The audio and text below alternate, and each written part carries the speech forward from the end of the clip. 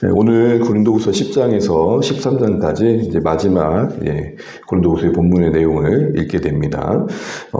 고린도후서는 바울의 개인적인 어떤 진솔한 마음들을 많이 엿볼 수 있습니다. 아무래도 자신의 사도권을 변론하다 보니 자신의 삶의 이야기를 꺼내지 않을 수 없었겠죠. 그러나 그 자신의 이야기를 꺼내는 가운데서도 자기 가시적인 어떤 의도는 전혀 발견할 수 없습니다. 그래서 혹여라도 자기 이야기를 꺼낼 때는 항상 이런 표현을 종종 씁니다. 오늘도 11장 1절에 보시게 되면 이런 표현을 씁니다. 원하건대 너희는 나의 좀 어리석은 것을 용납하라. 청하건대 나를 용납하라. 하면서 자기가 교회를 위해서 어떤 열심으로 섬겼는지 이야기를 합니다. 나 좀 봐라. 내가 이랬다. 라는 자기 자랑이 아닌 것이죠. 그 자기 말하는 것 자체를 어리석다 스스로 여길 만큼 민망하게 여기면서 부득이하게 교회를 세우기에 이야기를 꺼내는 모습들을 우리가 보게 됩니다. 그런 가운데 오늘 고린도후서의 이야기를 잠시 좀 돌아보게 되면 세 가지 큰 주제를 얘기하는데, 하나는 바울이 이제 사도권이 이제 공격을 받는 과정 속에서 이제 디도를 통해서 편지를 보내고 그 엄한 편지가 성도들에게 와닿고, 그래서 고린도후서 7장에 보게 되면 거룩한 근심 가운데 다시 바울과의 관계가 회복되는 은혜가 있었죠. 이 소식을 전해온 디도의 소식은 바울에게 큰 위로가 되었습니다. 거기에 대한 이제 감사와 기쁨의 내용들을 담고 있는 내용이 이제 7장까지 나오고, 그러면서 교회와 다시 화해하고자 하는 그런 어떤 내용들이 7장까지 나오고, 8장과 9장에서는 고린도 교회 이전에 부탁했던 연보, 그 선한 일이 잘 마무리되기를 권면하는, 이 일을 신중하게 이루어가길 원하는 그런 권면이 나옵니다. 그러면서 이제 10장, 오늘 우리가 읽은 이제 13장까지의 내용에서는 오늘 고린도 교회와 또 바울의 이간질하고 또 어떻게 보면 멀어지게 했던 그 중심에 있었던 그 거짓 선지자들, 거짓 선생들에 대해서 다시 한번 이야기를 하고 있습니다.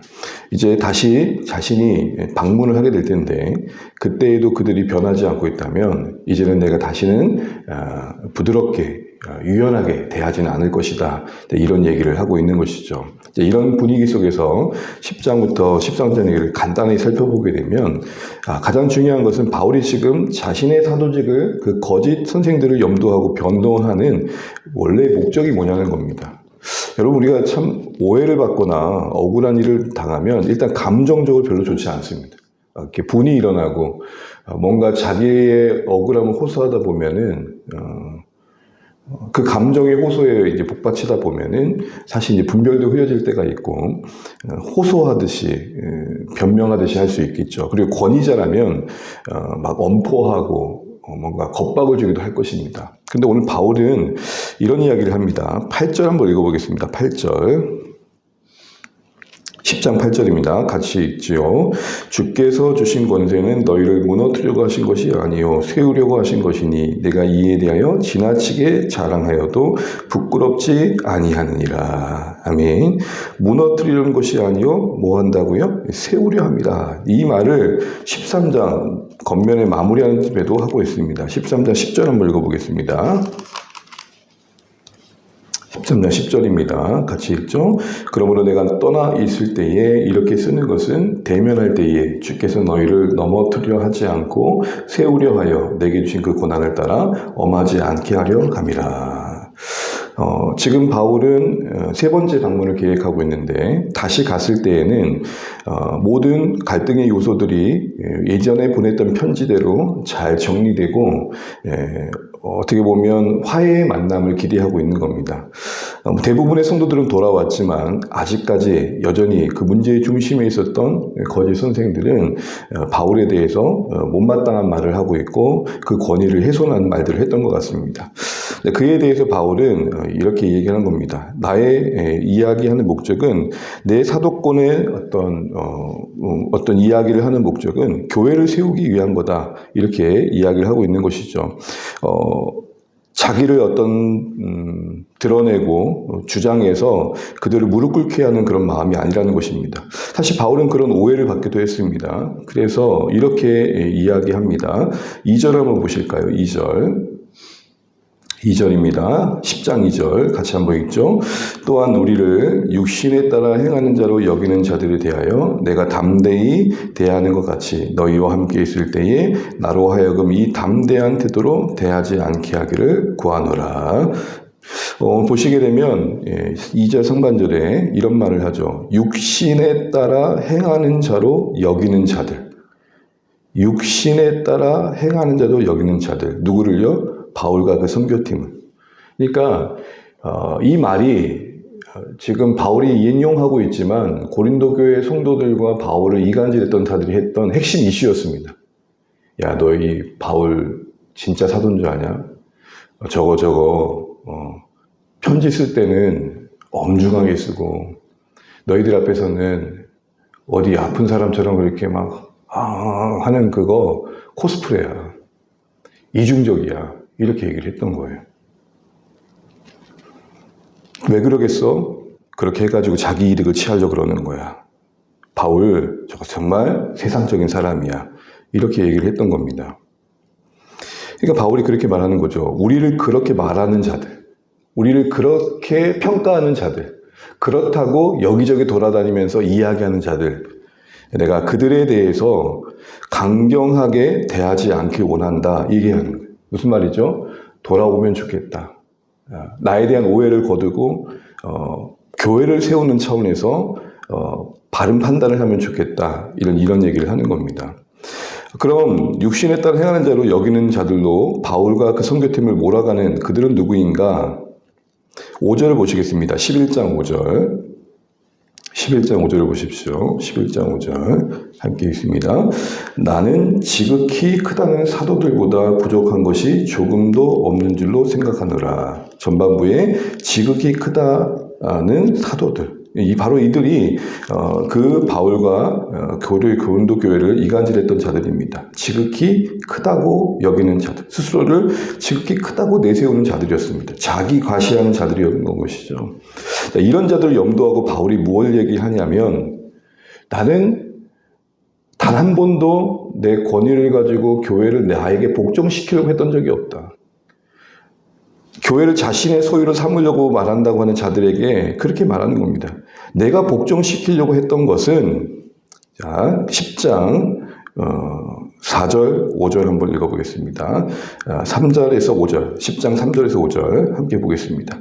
우리가 육신으로 행하나 육신에 따라 싸우지 아니하노니 우리의 싸우는 무기는 육신에 속한 것이 아니요 오직 어떤 견고한 진도 무너뜨리는 하나님의 능력이라. 모든 이론을 무너뜨리며 하나님 아는 것을 대적하여 높아진 것을 다 무너뜨리고 모든 생각을 사로잡아 그리스도에게 복종하게 하니.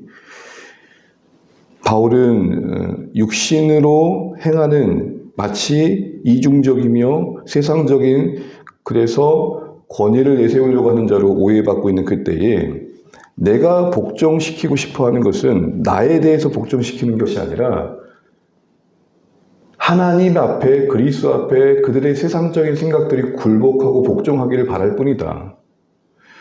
나는 어떻게 해도 상관없다. 나는 교회가 그리스도 앞에 온전히 설 수 있다면 나는 어떻게 여겨져도 상관없다. 그렇게 오해받는 상황에 자기 이야기를 하는 것입니다. 이와 관련해서 조금 다른 이야기의 어조를 보게 되면 13장을 보겠습니까? 13장 9절 13장 9절 함께 읽습니다. 우리가 약할 때에 너희가 강한 것을 기뻐하고 또 이것을 위하여 구하니 곧 너희가 온전하게 되는 것이라. 우리가 약할 때에 너희가 강한 것을 기뻐하고. 교회가 자신들을 어떻게 대하고 또 우리가 복음을 위해서 너희를 섬기는 가운데 어떤 고생을 하는 건 큰 문제되지 않는다. 다만 교회가 바르게 설 수 있다면, 온전해질 수 있다면 우리가 구하는 거 그거 한 가지지 다른 것이 아니다. 그러면서 자신의 권위는 무너뜨리려고 하는 권위가 아니라 세우려는 권위다. 이런 얘기를 하고 있는 겁니다. 한 가지만 더 보면 앞서 자신을 스스로 높이려고 하는 자들에게 대해서 바울은 그래서 자기 자랑을 하게 되는데, 그래서 했던 말이 이제 11장 이하에 보게 되면 우선 10장을 보시게 되면 12절을 보시겠습니까? 10장 12절 10장 12절. 우리는 자기를 칭찬하는 어떤 자와 더불어 감히 짝하며 비교할 수 없더라. 그러나 그들이 자기로서 자기를 헤아리고 자기로서 자기를 비교하니 지혜가 없도다. 이들이 바로 누구냐? 아까 11장 5절에서 봤던 지극히 크다고 자신들을 여기는 자들입니다. 12절은 한마디로 뭐죠? 자뻑에 빠진 사람들.